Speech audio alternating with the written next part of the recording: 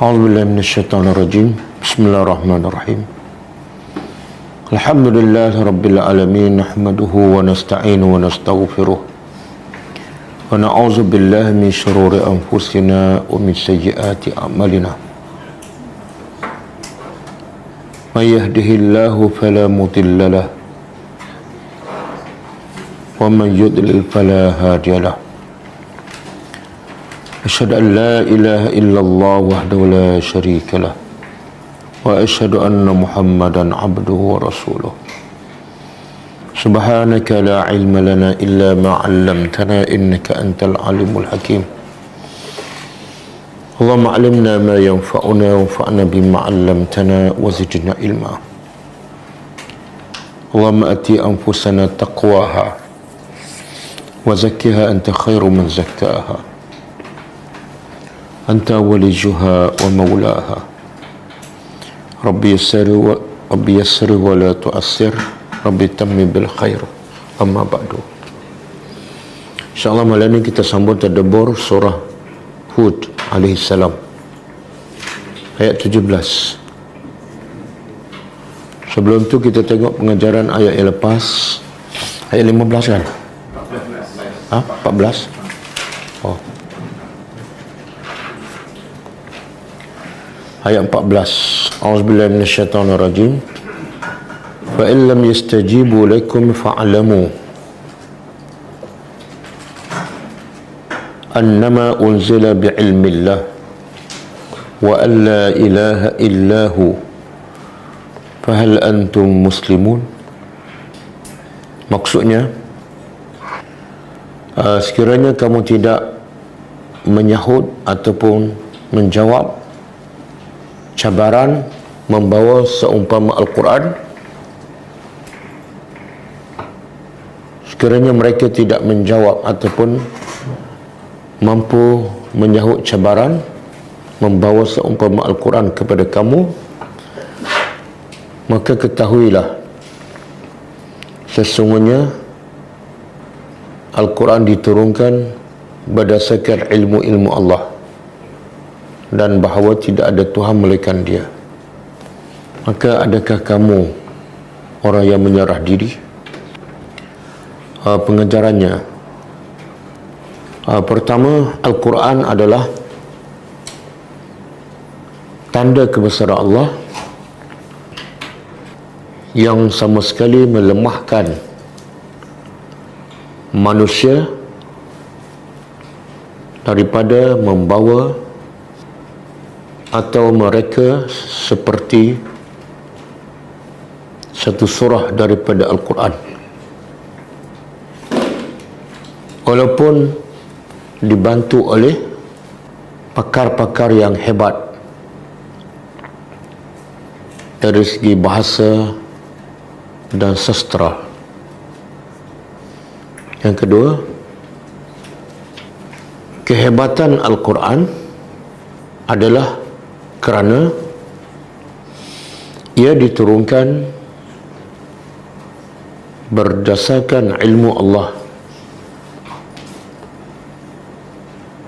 yang sangat luas, bahkan meliputi apa yang zahir dan yang tersembunyi, sama ada kecil ataupun besar, sama ada yang telah berlaku atau sedang berlaku atau akan berlaku. Yang ketiga, asas dan tujuan utama Al-Quran diturunkan ialah untuk mengajak manusia mengenali Tuhan mereka yang sebenar, dan akhirnya hanya menyembah kepada Allah sahaja. Yang ketiga, yang keempat, walaupun Al-Quran dan kebenaran itu cukup jelas dalil-dalil dan buktinya bahawa ia adalah daripada Allah, tetapi kebanyakan manusia tetap degil dan tidak beriman dengan Al-Quran. Okey, ayat seterusnya, ayat 15. Man kana yuridu al-hayata ad-dunya wa zinataha nuwaffi ilaihim a'malahum fiha wa hum fiha la yubkhasun. Maksudnya, barang siapa yang inginkan kehidupan dunia dan perhiasannya, kami akan sampaikan kepada mereka balasan amalan mereka di dunia, dan mereka tidak dikurangkan sedikit pun. Okey, pengajarannya. Pertama, cintakan dunia dan perhiasannya adalah penghalang utama manusia daripada mendapat hidayah Allah dan mengikuti sunnah Nabi sallallahu alaihi wasallam. Yang kedua, Allah Maha Adil, iaitu Allah akan memberi segala nikmat di dunia kepada manusia berdasarkan setakat mana usaha mereka di dunia, dan tidak akan dikurangkan sedikit pun. Yang ketiga, setiap amalan adalah berdasarkan kepada niat seseorang. Sekiranya niatnya adalah inginkan dunia, maka dia akan dapat dunia, dan sekiranya niatnya inginkan akhirat, maka dia akan dapat akhirat. 16, ayat 16. Ulaika alladhina laysa lahum fil akhirati illa an-nar wa habita ma sana'u fiha wa batilun ma kanu ya'malun. Maksudnya, mereka itulah orang-orang yang tidak ada bagi mereka di akhirat kecuali neraka, dan sia-sialah apa yang mereka telah lakukan di dunia, dan terbatalah apa sahaja amalan yang mereka telah lakukan. Pengajarannya pertama, sesiapa yang melakukan apa sahaja amalan untuk mendapat dunia, maka dia akan mendapat dunia, tetapi tidak ada apa-apa yang akan diperolehinya di akhirat daripada kebaikan, kecuali api neraka.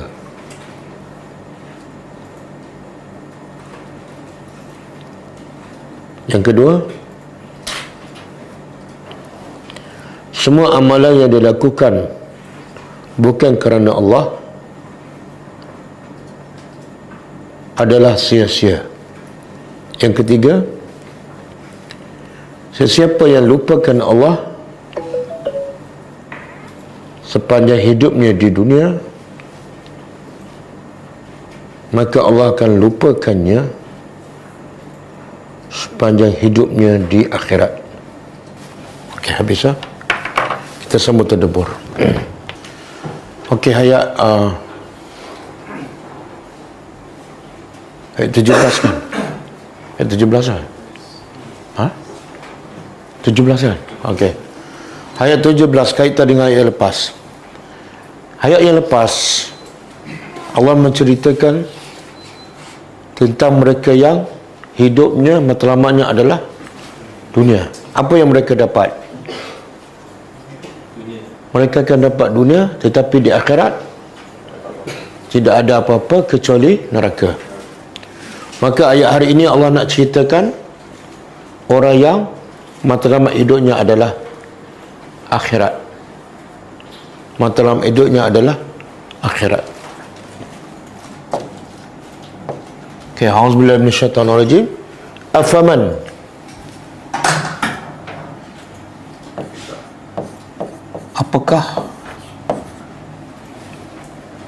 apakah sama? Mana dia berkait dengan ayat yang sebelum ni. Mereka yang inginkan kehidupan dunia dan mereka dapat apa yang mereka inginkan di dunia. Mereka ini apakah sama? Apakah sama dengan orang yang kana adalah dia ala bajinatin, atas bajinatin, bukti yang nyata. Apa dia bukti yang nyata ni? Ada ulama ahli tafsir mengatakan ijaz Al-Quran, ada mengatakan fitrah. Fitrah manusia yang suci.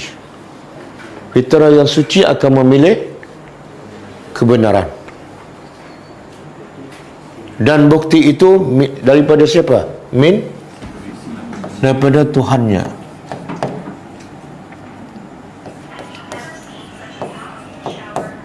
Daripada penciptanya. Jadi di sini Allah nak beritahu yang datang daripada Allah semuanya adalah bajinah. Ataupun sebaliknya, semua yang bajinah yang jelas hanya datang daripada Allah. Makna yang datang selain daripada Allah tak jelas. Sebab tu ayat akan datang Allah kata fala takum fi miryatin, jangan kamu ragu tentang kebenaran, sebab ia datang daripada Allah. Sama dengan ayat lain dalam surah Al-Baqarah, Allah kata al-haqqu min rabbika fala takunanna minal mumtarin.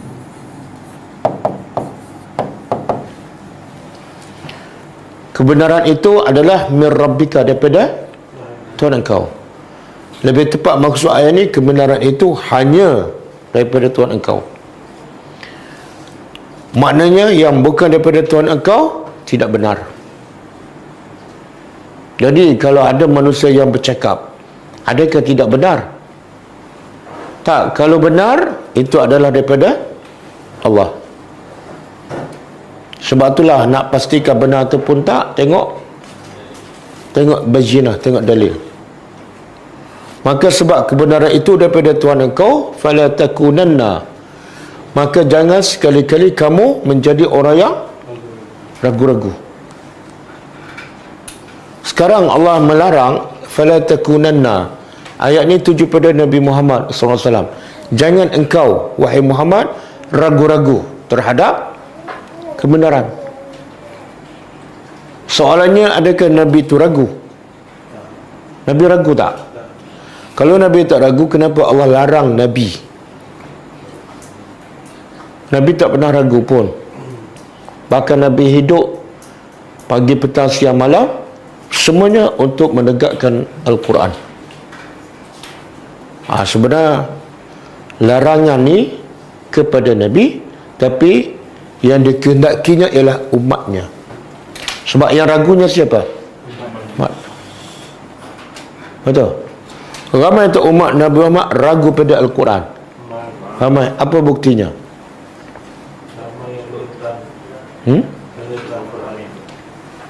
Yang menentang satu bab, yang menentang terang-terang satu bab, yang menentang secara halus. 2 bab. Yang ketiga, yang menentang secara dia sendiri tak sedar. Betul?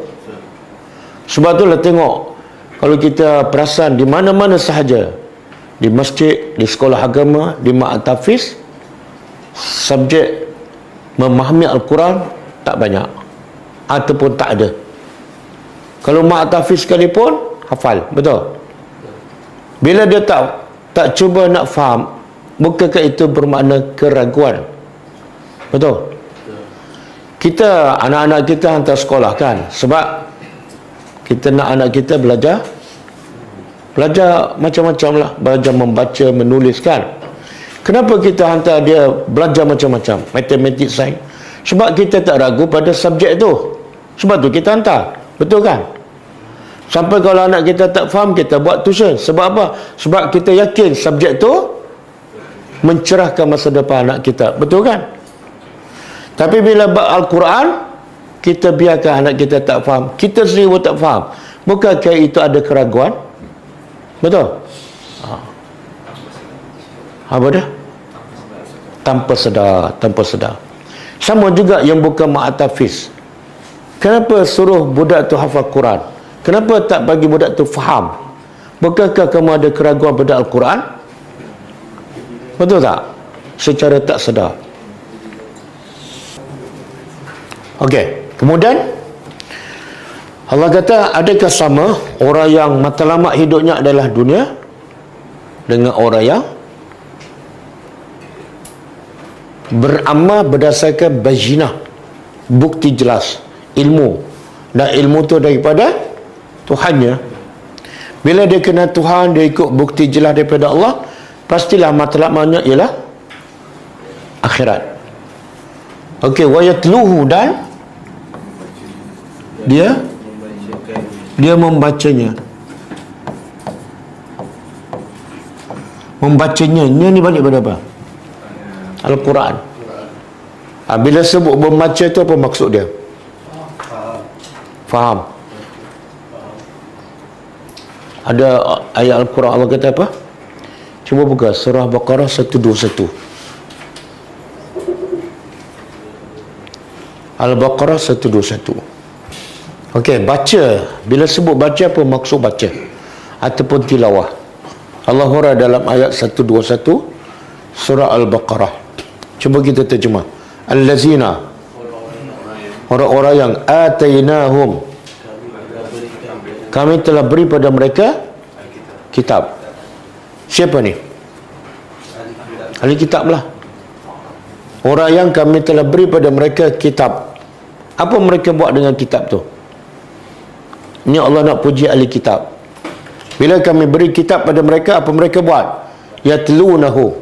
Mereka, tapi bukan setakat yatlunahu, ada haqqa tilawati, membacanya dengan haqqa tilawati.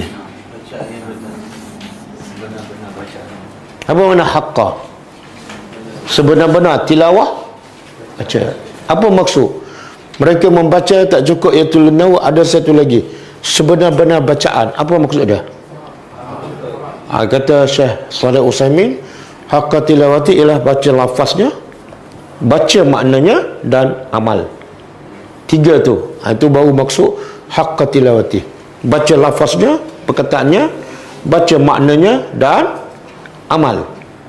Ni Allah puji ni. Lepas tu Allah kata apa? Ulaika yu'minuna bihi. Mereka itulah orang yang beriman dengan apa? Tengok, bila Allah sebut beriman dengan Al-Quran, bila?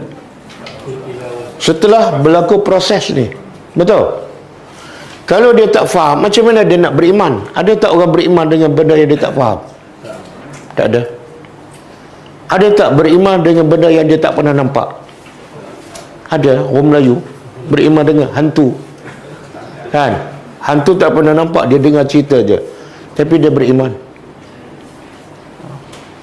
Jadi Allah kata setelah dia baca sebenar-benar dan faham, barulah datang iman. Mana mungkin kamu beriman dalam keadaan kamu tak faham? Lepas tu, wa man yakfur bihi, siapa yang Kufur dengannya, dengan apa? Quran. Maka faulaika humul khasirun. Itulah orang yang rugi. Dan Allah sebut kufur setelah apa? Setelah apa? Setelah haqqa tilawati.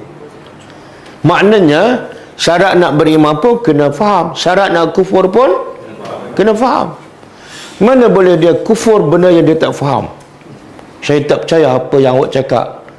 Apa yang saya cakap? Saya pun tak tahu, tapi saya tak percayalah. Betul tak? Jadi orang kafir menentang Nabi, menentang Al-Quran, dia faham tak Quran? Pastilah. Dia tahu dah Quran ni akan membawa apa? Tak sesuai dengan nafsu. Bila ikut Al-Quran dia akan kena tinggal semua apa yang menjadi kebiasaan. Sebab tu dia menentang. Jadi nak menentang pun syarat dia kena faham. Nak beriman pun kena faham. Dan manusia paling rugi apa dia? Bukan yang bankrupt dalam bisnes, tapi yang menentang ataupun mengingkari Al-Quran. Okey, kita balik pada ayat kita. Okey, kemudian Allah nak puji ya, orang yang matlamat hidupnya di dunia tak mungkin sama dengan orang yang berjalan di atas bayyinah, bukti yang nyata, iaitu Al-Quran. Mesti dia faham. Macam mana dia baca Quran, dia beriman tapi dia tak jelas. Sedangkan Al-Quran, Allah guna perkataan apa ni? Bayyinah. Dan maksud bayyinah ialah, mana Allah nak beritahu apa tu? Quran adalah satu benda yang jelas. Macam mana kamu baca tak faham? Sedangkan Quran tu sangat jelas. Dan dia membacanya setelah jelas. Syahidun minhu, sebagai saksi darinya, iaitu Al-Quran sebagai saksi kepada bayyinah tersebut. Dan wa min qablihi, dan dari sebelumnya. Sebelumnya apa ni? Sebelum Al-Quran ada kitab Musa. Kitab Musa. Apa nama kitab Nabi Musa AS? Taurat. Sebagai apa? Sebagai imam. Okey, apa maksud kitab tu sebagai imam? Imam tu mana? Kalau dia jadi imam kita, apa patut kita sebagai makmum? Ikut je. Jadi di sini kitab tu sebagai panduan yang kita kena ikut, seolah kitab tu adalah imam, sebagai panduan. Wa rahmatan, dan sebagai rahmat. Maksudnya apa? Maknanya kitab Musa itu adalah penyebab kepada manusia mendapat rahmat Allah. Sama, Al-Quran pun adalah penyebab kepada mendapat rahmat Allah. Allah kata apa? Wa nunazzilu minal Quran ma huwa shifaa'un wa rahmah. Kami turun ke Al-Quran sebagai satu syifa, yang kedua rahmatun. Jadi maksudnya siapa nak rahmat Allah, dia tidak ada pilihan, melainkan kena faham dan ikut ajaran Al-Quran. Boleh? Sebab tu bila Allah sebut sifat Allah Ar-Rahman, Allah sebut sifat dia Ar-Rahman, kan? Ar-Rahman makna daripada rahmat. Sifat Allah yang penyayang. Apa bukti, apa petanda bahawa Allah ni sangat sayang pada hambanya? Allamal Quran. Allamal Quran.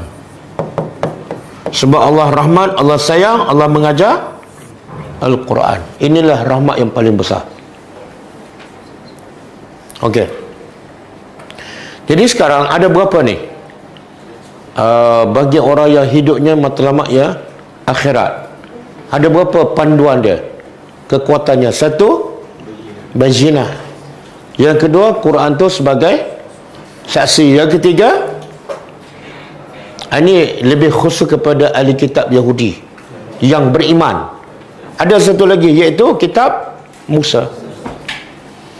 Kenapa sebut kitab Musa sahaja, tak disebut kitab Isa? Sebab ahli kitab ni, bila ahli kitab, adakah merangkumi Yahudi sahaja ataupun Yahudi dan Nasara? Dua-dua kan? Dan dua-dua kitab lah, Injil dan, tapi di sini kenapa Allah sebut hanya kitab Musa?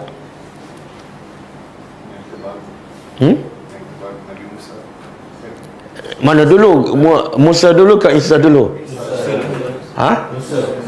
Isa dulu ke Musa dulu? Musa dulu. Taurat dulu ke Injil dulu? Jadi soalan dia, kenapa Allah sebut kitab Musa sahaja? Salah satu sebab kitab Nabi Musa, kitab Taurat adalah induk dia. Yang Injil itu adalah ikut, walaupun ada berbeza sikit, tapi induknya adalah kitab Taurat. Satu. Yang kedua, sebab orang Yahudi tolak kitab Injil, tapi orang Nasrani ramai boleh terima kitab. Maka Allah sebut yang secara umum siapa yang terima, iaitu kitab Taurat. Okey, jadi seolah sebut kitab Musa itu merangkumi juga kitab Nabi Isa AS. Okey, ulaika, mereka itulah yu'minuna bihi, mereka, ini fi'il mudhari', nak terjemah apa ni? Sentiasa beriman dengannya. Boleh faham? Beriman dengan apa ni? Allah tak sebut Quran, Allah sebut apa? Bayyinah. Maknanya mereka fahamlah Quran tu sangat jelas. Dan juga Allah sebut wa yatluhu, mereka baca haqqa tilawati. Okey? Wa man yakfur, dan siapa yang kufur. Siapa yang kufur dengannya, dengan apa ni? Dengan bayinah ataupun dengan Al-Quran. Minal ahzab, daripada ahzab, apa mana? Ahzab ni perkataan apa? Mufrad ke, musanna ke, jamak? Jamak. Kalau mufrad apa dia?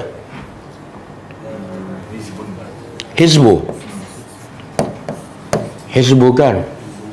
Dalam Quran ada Hizbullah, satu lagi ada Hizbu Syaitan. Jadi kalau satu Hizbu, kalau kita nak terjemah sekarang, Hizbu tu macam parti lah. Parti, kelompok. Bila banyak, ahzab. Kan ada satu peperangan nama dia Ahzab. Apa makna tu? Ghazwatul Ahzab. Tentera bersekutu, gabungan parti-parti, PN ke, PS ke, BN, tak, gabungan parti-parti musyrikin Mekah melawan tentera Islam. Ada satu parti di Lebanon, nama dia Hizbullah, tapi dia Syiah. Sebab tu ulama kata dia bukan Hizbullah, Hizbul Syaitan. Syiah macam mana? Hizbullah kan? Hizbullah. Okey, siapa yang kufur dengan Al-Quran daripada kumpulan-kumpulan manusia,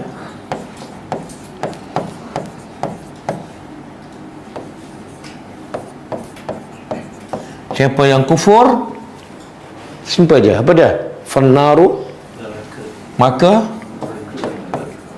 nerakalah. Mau'idu, apa mau'idu?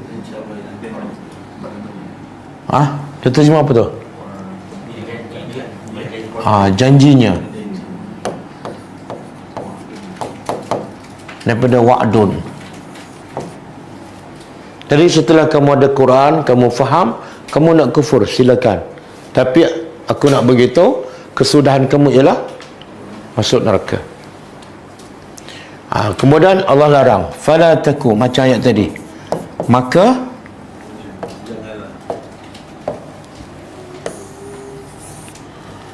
Maka janganlah engkau tu Nabi Muhammad, fi miryatin, dalam keraguan, minhu, darinya. Dari apa ni? Daripada bayyinah tepat Al-Quran. Maka wahai Muhammad, jangan kamu ragu. Macam ayat tadilah, arahan ni, larangan ni kepada Nabi Muhammad, tapi maksudnya ialah umat Nabi Muhammad. Jangan ada di kalangan umat Nabi Muhammad yang ragu pada Al-Quran. Bila Allah larang, benda tu berlaku tak? Iaitu umat Nabi Muhammad ragu pada Al-Quran. Ya, berlaku. Dalam 1000 orang umat Nabi Muhammad, berapa ramai yang ragu? 999. Yang tak ragu, seorang je. Jadi antara yang tak ragu terhadap Al-Quran siapa? Pelajar tadabbur. Betul kan? Sebab tak ragu datang belajar tu.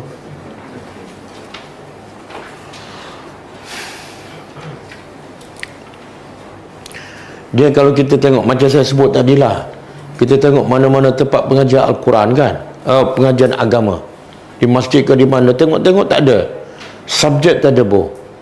Jadi bila kita baca ayat ni, kenapa tak ada? Adakah mereka termasuk orang yang ragu? Kalau tak ragu, kenapa tak belajar? Dia belajar macam mana? Macam-macam kan, 7 malam seminggu kan. Ada bab tasawuf, ada bab tanda-tanda kiamat, ada bab taharah, ada bab macam-macam. Tadabbur Al-Quran tak ada. Kenapa? Bahkan kadang-kadang yang sunnah lah kan, kadang-kadang, bukan semua. Dia kata sumber rujukan utama kita Quran dan sunnah, tapi yang banyak dia belajar beda sunnah. Betul kan? Banyak yang belajar sunnah, Quran pun tak faham. Tapi dia cakap sumber utama kita Quran dan sunnah. Sunnah jadi nombor 1, Quran betul, betul kan? Realitinya. Okey, innahu, sesungguhnya ia tu ialah Al-Quran, Al-Haq, kebenaran, min Rabbika, dari Tuhan engkau, ataupun pencipta engkau.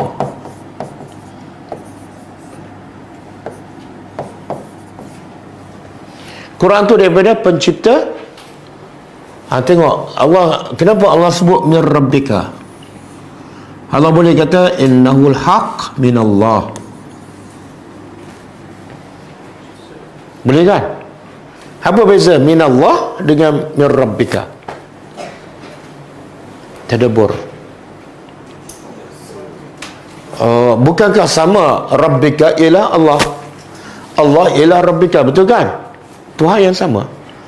Tapi apa perbezaan sehingga Allah tak guna perkataan Allah? Sifat apa? Yalah, apa maksudnya?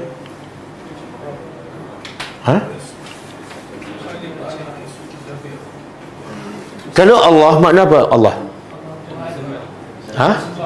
Tuhan yang disembah. Tapi kalau Rabbika, maksudnya apa? Kitab ni daripada satu pencipta engkau. Bila dia mencipta engkau, pastilah kitab tu baik untuk engkau. Betul? Ada tak orang cipta sesuatu kemudian dia rusakkan apa yang dia ciptakan? Tak ada. Sama juga mak bapak bila melahirkan anak, secara umumnya mestilah bila dia cakap ke, dia bagi nasihat, kebaikan untuk anak. Betul kan? Maka kalau Allah cipta kamu kepada Allah bagi kitab, pastilah kitab tu baik untuk kamu. Satu. Yang kedua, perkataan Rab ni sebenarnya perkataan apa dia? Daripada mendidik, murabbi. Jadi kitab ni daripada pendidik engkau. Kenapa engkau tak nak faham? Rab, murabbi. Matematik India yang karang, faham pula.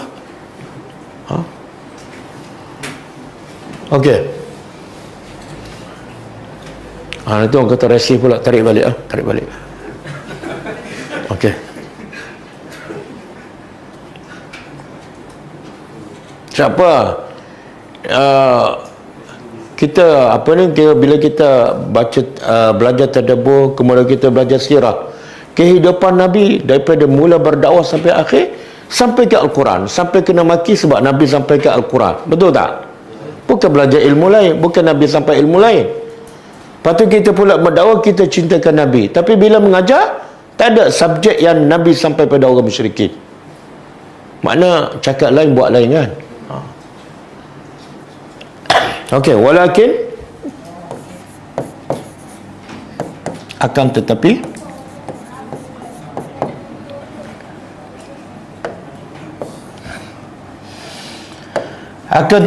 aksaran nas, kebanyakan manusia la yu'minun, tidak beriman dengan apa? Tidak beriman dengan Al-Quran. Allah tak sebut beriman dengan apa, tapi kita boleh fahamlah. Sebab tu bila umum macam tu, ulama kata tidak beriman dengan Quran. Betul. Tidak beriman dengan Rasul. Betul. Tidak beriman dengan Allah. Betul. Sebab Quran, Rasul, Allah kait mengait. Betul kan?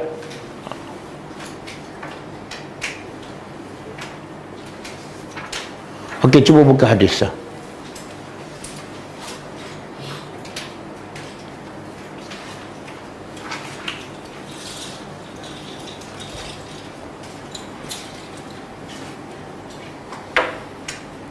Okey.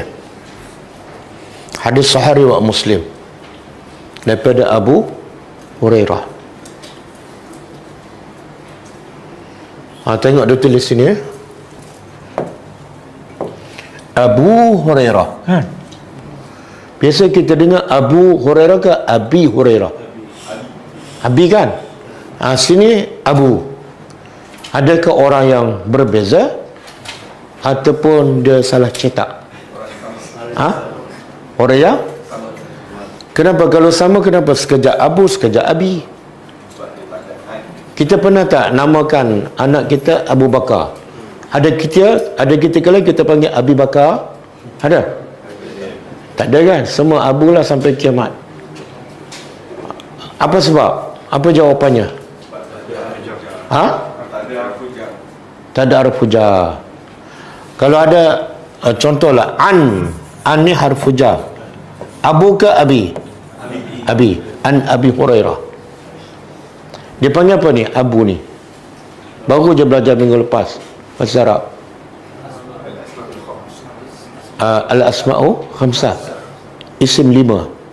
Isim 5 kan? Satu abun. Kedua akhun. Ketiga hamun. 4 zu. 5 famun. Masya Allah. Ini memang tak boleh pergi Qatar. Kena continue bahasa Arab. Okey. Daripada Abu Hurairah, Nabi bersabda, wallazi, dan demi allazi, yang nafsu, jiwa Muhammadin, Nabi Muhammad lah, biadihi. Ini ayat sumpah. Nabi biasa bila nak beritahu sesuatu yang penting, Nabi bersumpah. Dan kita tak boleh bersumpah kecuali dengan nama Allah. Sekarang ada tak nama Allah? Tak ada. Tapi walaupun tak ada nama Allah, tapi dia adalah Allah. Apa dia? Demi Tuhan yang jiwa Muhammad di tangannya. Betul kan? Jiwa Nabi Muhammad dan jiwa kita semua di tangan siapa? Allah. Allah nak cabut nyawa bila-bila masa. gempa bumi di Turki dan Syria kan, Allah cabut nyawa sekejap, sekelip mata. Berapa ramai? Dah 4,000, 5,000. Sekejap, sekelip mata je. Jadi Nabi bersumpah demi Tuhan yang jiwa Muhammad di tangannya. Apa dia? La yasma'u bi. Tidak ada yasma'u, mendengar. Tidak ada yang mendengar bi. Apa makna bi? Bi bahasa Arab, bukan bi huruf bahasa Melayu. Apa dia bi? Ba ni dalam bahasa Arab bismillah, dengan. Kalau ada ya, bi, ya tu aku, dengan aku. Tidak ada ahadun, kita terjemah macam ni, tidak ada seorang pun yang mendengar dengan aku ataupun mendengar daripada aku, min hazil ummah, daripada umatku. Tak ada seorang pun daripada umatku yang mendengar daripada aku, sama ada dia Yahudiyun wala Nasraniyun, dan dia juga ataupun Nasrani. Semua kemudian yamutu, dia dengar hadis daripada aku, dia dengar Quran daripada aku, kemudian dia mati. Walam yu'min, tapi dia tak beriman. Billazi, dengan dia tidak beriman dengan apa? Dengan yang ursil tubi, dengan apa yang aku diutuskan dengannya, iaitu Al-Quran. Dia dengar dah tapi tak beriman. Illa, kecuali kana min ashabin nar, melainkan dia pasti penghuni neraka yang kekal. Maksud apa tu? Apa yang Nabi nak beritahu? Tak ada seorang pun dengar daripada aku Quran ke hadis tapi dia tak beriman dan mati dalam kufur, kekal dalam neraka. Siapa ni? Kenapa Nabi sebut dua ni, Yahudi dan Nasrani? Adakah kalau bukan Yahudi, bukan Nasrani, dengar daripada Nabi dan tak beriman tapi bukan ahli neraka? Adakah begitu? Tak. Habis kenapa Nabi sebut khusus Yahudi dan Nasrani? Kuat sikit. Kuat sikit. Dia kalau jawab salah tak berdosa pun. Kenapa takut? Mana Nabi nak bagi contoh? Kalau yang ada kitab Allah tak beriman, ahli neraka. Yang tak ada kitab langsung, lagi teruk. Jangan. Makna Allah Nabi nak beritahu apa? Kamu ada Quran kan? Kamu baca kan? Tapi tak beriman, ahli neraka. Oh, ustaz, nasib baik saya tak ada kitab. Tak ada kitab, lagi teruk. Yang ada kitab, yang ada panduan pun masuk neraka juga. Kamu langsung tak ada kitab, lagilah masuk neraka. Boleh faham? Sebab itulah dalam satu hadis, cuba bagi hadis satu lagi.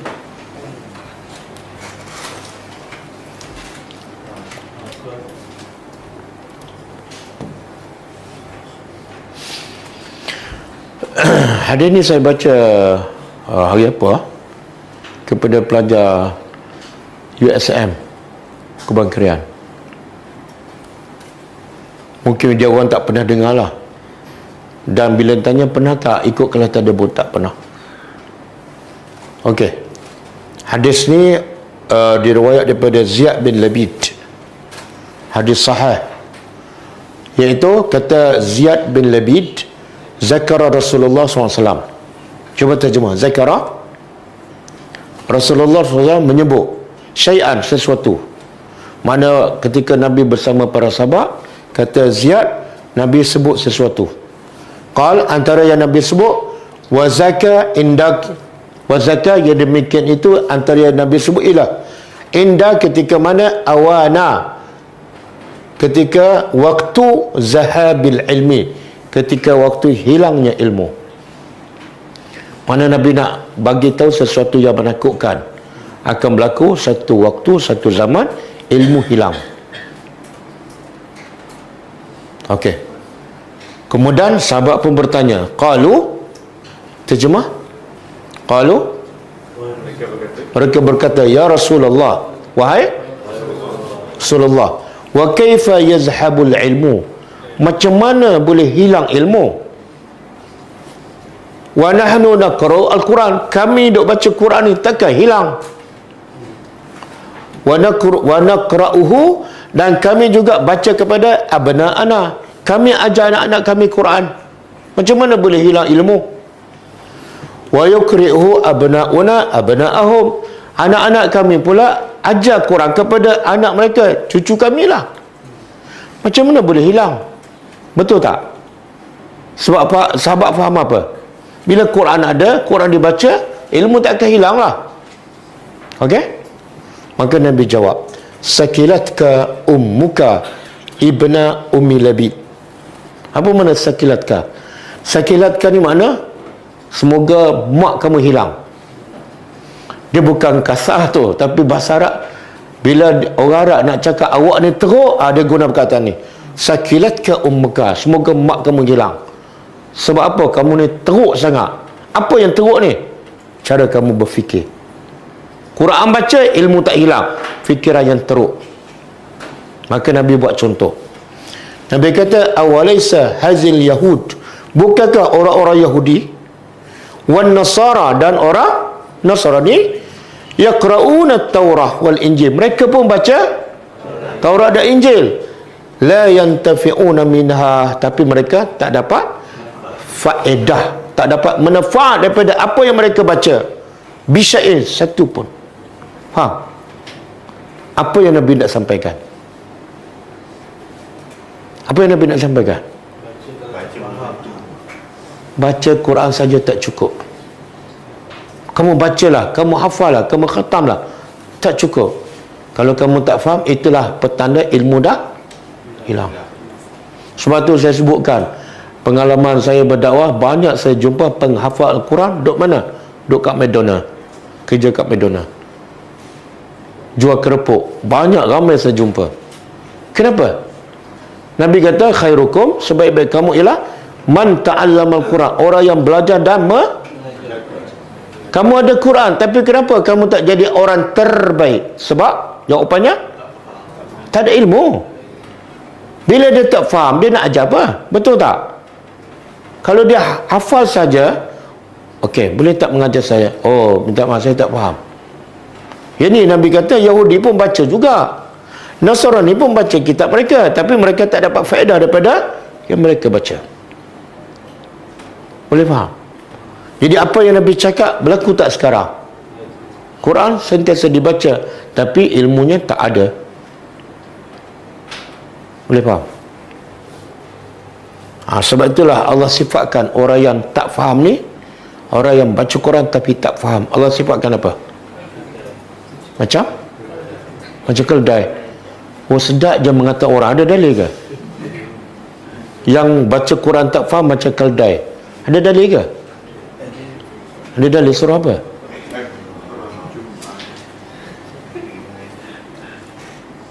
Ni orang marah ni, cakap tak ada dalil. Surah apa? Surah Al-Jumu'ah. Ayat cari sendirilah, sebab surah tu pendek je. Ayat 5. Cuba buka surah Baqarah ayat 78.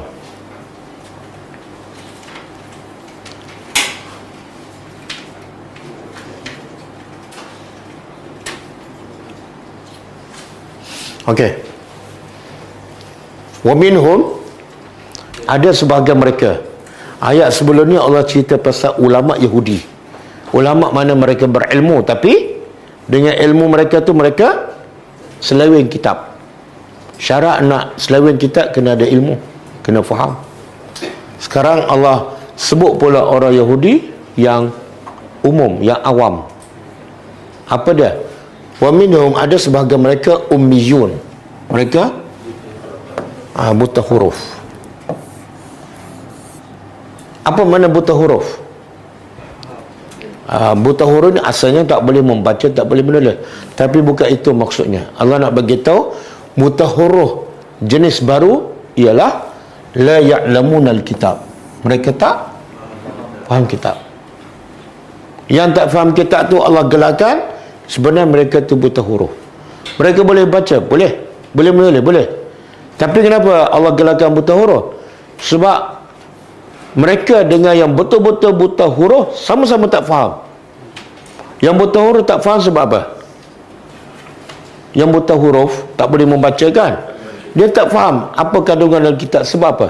Sebab dia tak boleh membaca. Bila tak boleh membaca, macam mana nak dapat ilmu? Okey, yang kamu ni boleh membaca, boleh menulis, tapi tak faham juga. Maka Allah kata kamu sama 2 kali 5 dengan yang buta huruf. Faham? Jadi ayat ni Allah nak mencela siapa? Yang tidak faham kitab. Baca tapi tak faham. Illa amaniya, kecuali apa dia amani? Cita-cita dongeng, cita-cita karut. Kalau orang tanya apa maksud ayat ni, dia bawa cerita tu. Apa makna iza batastum jabarin, untuk rawat lutut kan? Cerita dongeng. Apa maksud surah Maryam? Untuk mudah bersalin kan? Apa kelebihan surah Yusuf? Amaniyah, cerita dongeng. Wa inhum, dan tidaklah mereka yazunnun, kecuali mereka, kenapa mereka sangka-sangka? Sebab tak ada ilmu. Orang yang sangka-sangka, saya rasa, itu tanda dia tak ada ilmu. Surah Yusuf akhirnya kahwin tak dengan Zulaikha? Kahwin. Ada dalil? Saya rasalah. Betul kan? Nabi Sulaiman kahwin tak dengan Balqis? Saya rasa kahwin. Sebab ada dalam kad jemputan tu. Jadikan pengantin ini seumpama Yusuf dan Zulaikha dan Sulaiman dan Adam dan Hawa. Betul, ada dalil. Muhammad dan Khadijah, ada dalil. Yang dua tu siapa yang kahwinkan Yusuf dan Zulaikha? Khatib tu lah. Saksi pun tak ada, wali pun tak ada. Okey, boleh tengok banyak tak ayat Allah mencela orang yang tak faham. Faham tak? Kita nak cela siapa? Orang bakar Quran. Allah cela kita sebab tak faham. Okey tak? Okey, tak apalah, teruskan. Okey. Waman azlam, ayat seterusnya. Waman azlam, dan siapa? Azlam, paling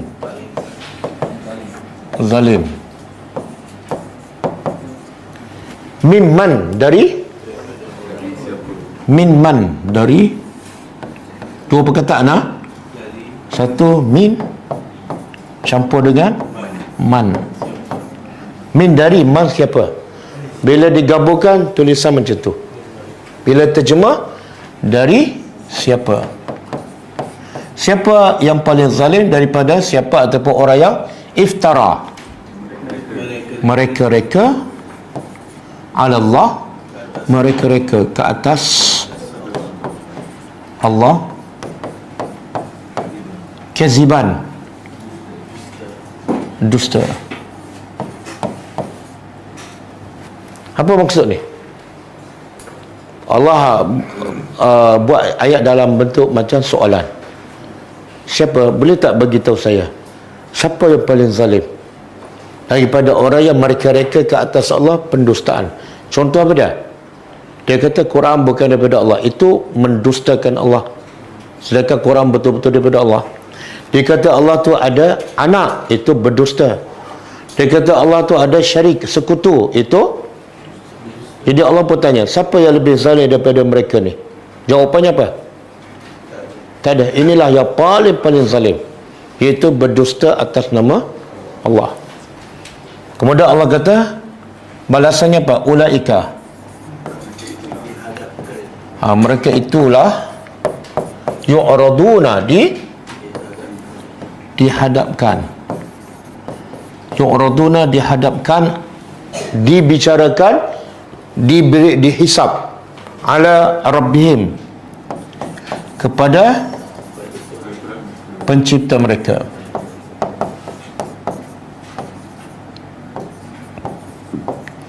Wa yaqul, dan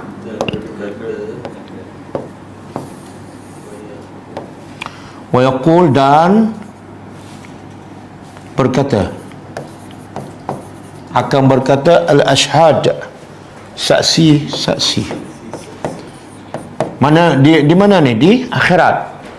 Bila ni mereka yang mereka pendustaan ke atas Allah pergi ke akhirat besok, mereka akan dibicara, dihisap di hadapan Allah. Kemudian saksi-saksi akan berkata, siapa ni? Ahli tafsir mengatakan asyhad, malaikat, para nabi. Ada pendapat satu lagi, para malaikat, para nabi dan anggota badan kita. Betul tak anggota badan kita akan jadi saksi? Apa dia anggota badan yang mana ni?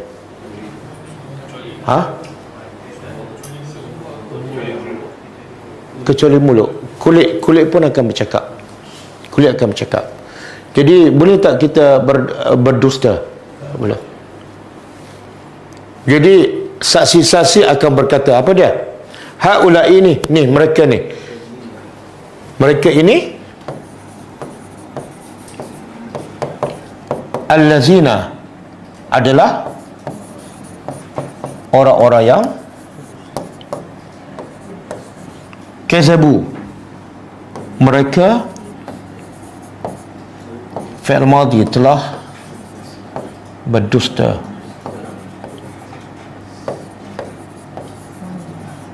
Telah berdusta.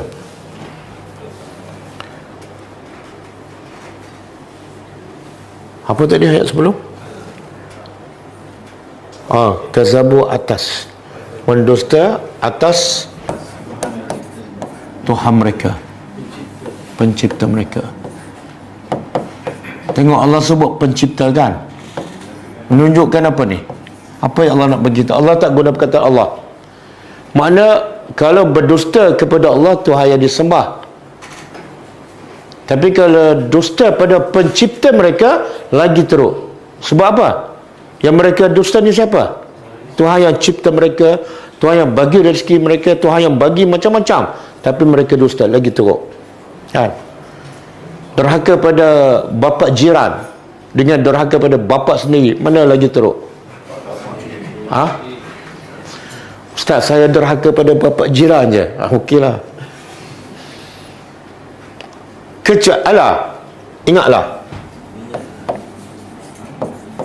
Ingatlah. Laknatullah. Laknat. Dah jadi bahasa Melayu dah, laknat. Tapi sebenarnya makna laknat apa dah? Jauh daripada rahmat Allah. Celakalah, laknatlah. Laknat Allah ala ke atas az-zalimin, orang-orang yang zalim.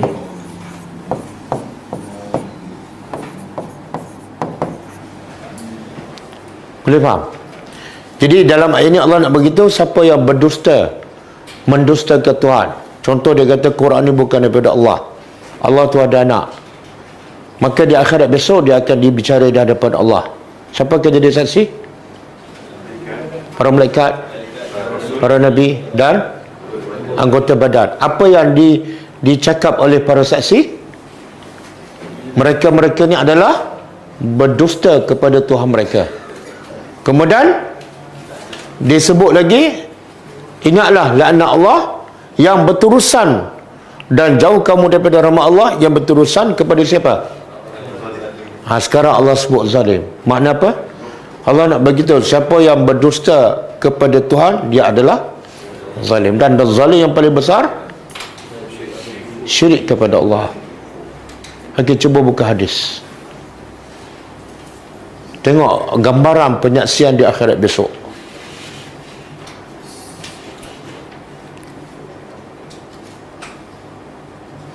Okey. Ani bin Umar radhiyallahu anhuma. Cuba terjemah.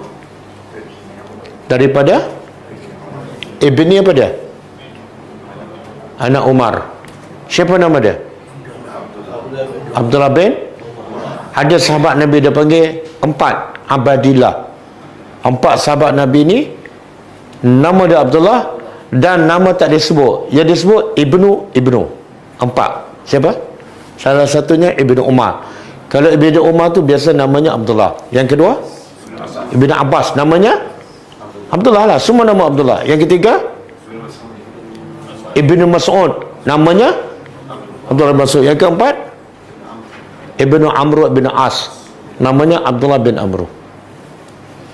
Tapi ada juga nama Abdullah bapa munafik. Abdullah juga. Abdullah bin Ubay. Nabi suruh tak tukar nama? Kamu munafik, tukar nama? Tak ada. Okey.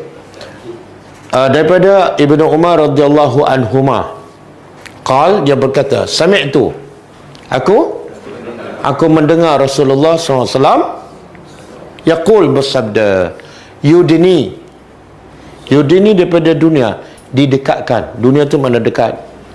Didekatkan al-mu'min, orang beriman, yaumal qiyamah, pada hari min rabbi, dari tengok berlaku perbicaraan di akhirat.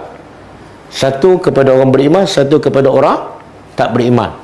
Cara persaksian ataupun hisab ataupun perbicaraan Allah terhadap orang beriman, cara macam mana?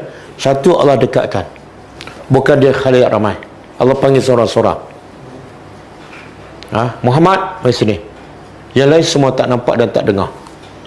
Kemudian hatta yada'a, sehingga dia meletakkan ke atasnya kamfahu ni tutupan, supaya orang lain tak nampak, tak dengar. Tengok rahmat Allah kepada siapa? Orang beriman. Walaupun dosa banyak, tapi Allah tak nak cakap secara terbuka, sebab itu aib. Kemudian fayuqarriruhu bizunubihi. Allah pun sebut, kamu ada buat dosa ni kan pada tarikh sekian-sekian, di tempat sekian-sekian, dia mengaku. Fayuqarriruhu, dia mengaku dengan zunubihi, dosa-dosanya. Wa yaqul, maka Tuhan berkata, hal ta'rif, kamu tahu tak dosa ni? Dia kata apa? Fa yaqul, rabbi, itu mana? Ya, aku tahu. Satu-satu, daripada mula balik sampai pencen. Dosa apa? Buat di mana? Pukul berapa minit? Lengkap. Okey, a'rif, aku tahu dosa tu. Kalau tak mengaku, cari penyakit. Sampai ada riwayat lain, sampai orang beriman tu rasa apa? Confirm masuk neraka dah. Sebab semua Allah sebut satu-satu dosa dah banyak pula, sampai berpeluh, dia kata habislah, memang masuk neraka. Tengok rahmat Allah kepada orang beriman. Allah berkata, fa inni qad satartuha alaika, semua dosa engkau aku tutup. Satartu, aku tutup. Di mana? Dunia. Sebab tu isteri kamu tak tahu, sebab tu anak kamu tak tahu. Jangan bangga pula, saya buat dosa 10 tahun, tak ada siapa tahu, kamu seorang je tahu. Tak. Bila orang tak tahu tu, makna apa tu? Allah tutup. Sebab tu Nabi sebut dalam satu hadis, semua orang beriman diampunkan dosa kecuali satu jenis. Siapa? Al-Mujahir. Orang yang menunjuk, mencerita dosa dia. Dia buat dosa waktu malam, orang tak tahu, besok dia cerita pada orang, semalam masuk kelab malam 3 botol. Orang macam ni Allah tak ampun dosanya. Kenapa? Satu, dia buat dosa. Yang kedua, dia bangga lawan Tuhan. Allah tak akan ampunkan dosa. Sebab tu bila kalau nak buat dosa, ini bukan nasihat yang bagus. Kalau terpaksa buat, jangan buat secara terbuka. Jadi Allah kata, qad satartuha 'alaika fid dunya, aku tutup semua dosa ni ke atas kamu di dunia. Adakah orang buat dosa 20 tahun, isteri tak tahu kan? Tengok-tengok ada anak lain. Wa inni, itu kat dunia aku tutup. Di akhirat, wa inni aghfiruha laka al-yawm, hari ini, hari kiamat, aku ampunkan dosa. Rahmat khas untuk siapa ni? Orang beriman. Ini cara Allah menghisap, membicara orang beriman. Panggil sorang-sorang, bukan khalayak ramai. Fayu'ta, kemudian lepas tu diberi sahifah hasanati, kemudian diberi catatan amalannya. Itu orang beriman. Wa amal kufar, ada pun orang kafir, wal munafik, ada 3 golongan. Satu mukmin, satu kafir, satu munafik. Ada pun orang kafir dan munafik, fayunada, maka disuruh, dipanggil, bihim ala ru'usil khalaiq, di hadapan khalayak ramai. Berapa ramai? Sejak Nabi Adam sampai kiamat, semua ada, semua tengok. Kan? Kat dunia mungkin kawan-kawan kita tahu, tapi bila di akhirat semua tahu.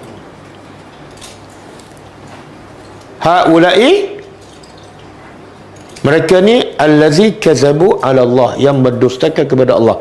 Ini kata-kata siapa ni?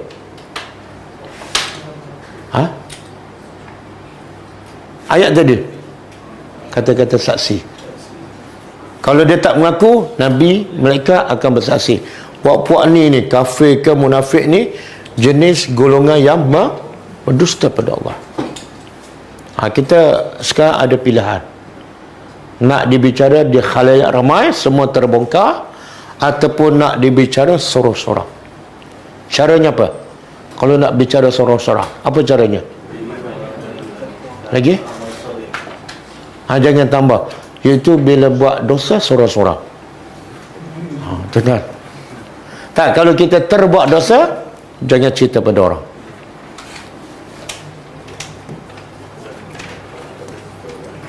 Hadis sahih riwayat Al-Bukhari. Habis. Ada lagi? Tak ada dah. Ada kan? Bagi. Ar-Ra'du lagi. As-Saf. Okey, tak apalah, rujuk sendirilah. Sebab nampak ada dah masuk tu tulang merah. Malam ni insya-Allah ada orang buat sedekah sup tulang merah. Jadi kita tak boleh panjang lah, sebab tak khusyuk dah, tak boleh fokus lah. Okey, kita baca sikit khulasah ta'zimil ilmi, kesimpulan membesarkan ilmu. Kesimpulan yang ke-5, kata penulis buku ni, Al-Ma'qid Al-Khamis, simpul yang ke-5, iaitu sulukul jadati al-musila ilaiha, makna kesungguhan untuk sampai kepada ilmu. Bila besarnya ilmu, mulianya ilmu, kena ada apa? Kesungguhan, jadah, tak boleh buat main-main. Dan kita pernah dengarkan sahabat dulu pernah beli seekor unta untuk apa? Untuk musafir, perjalanan 1 bulan hanya untuk dapat 1 hadis. Itu kesungguhan. Maka kata penulis, likulli matlubin, bagi setiap apa yang dituntut ada tariqun, ada jalan yang yusilu ilaihi, yang boleh menyampaikan padanya. Kalau kamu nak apa-apa, ada jalannya, kena ikut jalan dia baru sampai. Faman salaka jadatan matlubihi, faman salaka jadatan matlubihi aw qafathu alaihi, siapa yang melalui jalan dengan sungguh-sungguh untuk mendapat apa yang dia tuntut, dia akan dapat. Waman adala anha, siapa yang menyimpang daripada jalan untuk menuntut sesuatu, dia tidak akan dapat. Kemudian wa inna lil ilmi tariqan, sesungguhnya bagi ilmu ada jalan. Man akhta'aha dhalla, siapa yang menyimpang daripada jalan menuntut ilmu, dhalla, dia akan sesat. Walam yananil maqsud, dan dia tidak akan mencapai apa yang ditujukan. Warubbama, kemungkinan asaba faidatan qalila, Kalau dapat pun dia dapat hanya sedikit sekali. Lepas tu kadang-kadang kita tengok orang belajar lama tapi tak dapat apa-apa. Ataupun kalau dapat pun sikit. Masa tu 5 tahun, 10 tahun kan.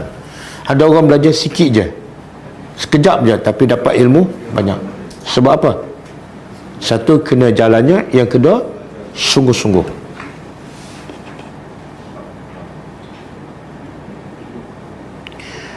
Okey, saya ringkaskan. Antara perkara penting yang perlu diambil perhatian oleh orang yang menuntut ilmu untuk sampai kepada apa yang dia tuntut, ada dua perkara penting disebut oleh penulis ni. Pertama, fahifzu matnin jami'in lirrajih. Hafal apa yang kita belajar. Jadi salah satu cara nak dapat ilmu ialah cara menghafal. Sebab itulah kita tak ada buat Al-Quran. Berapa lama bertahan ingatan tu? Berapa lama? Pengalaman.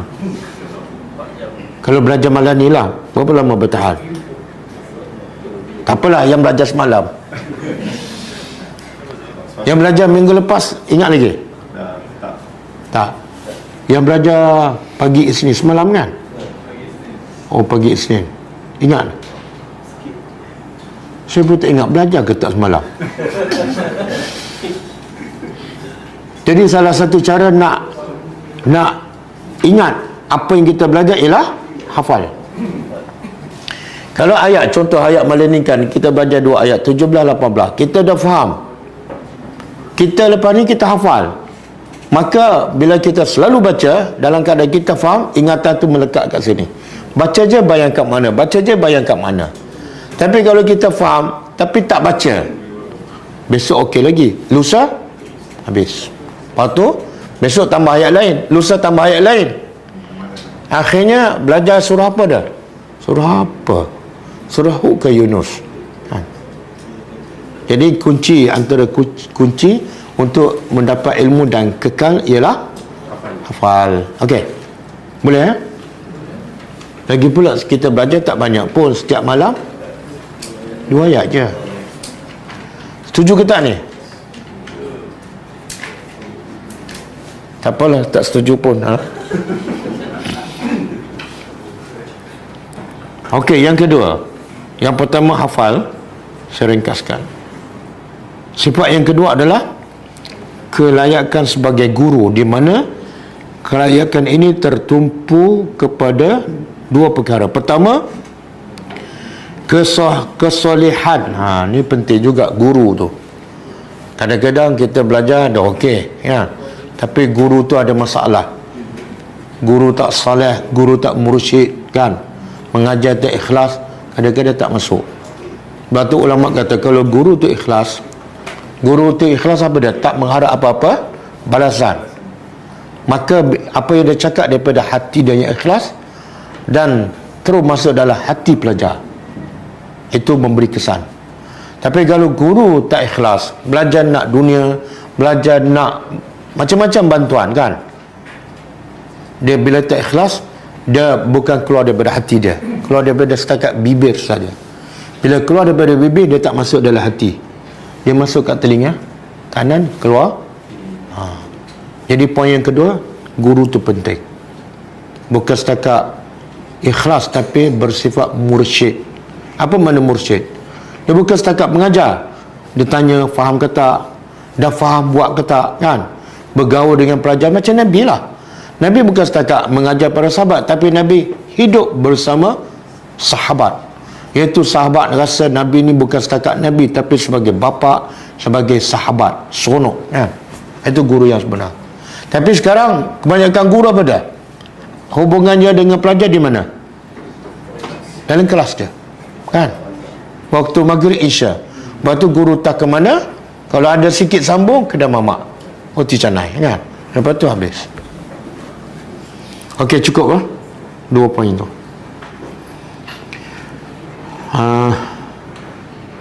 Kita baca doa bagi makan kepada orang, bagi makan. Allahumma yang malam-malam lain pun kita baca juga, cuma tak kuat lah. Allahumma barik lahum fima razaqtahum waghfir lahum. Okey, kita tutup dengan baca tasbih kafarah. Subhanakallahumma wa bihamdika asyhadu an la ilaha illa anta astaghfiruka wa atubu ilaik. Assalamualaikum warahmatullahi wabarakatuh. كتاب الله ترق جنانه وتنى العظيم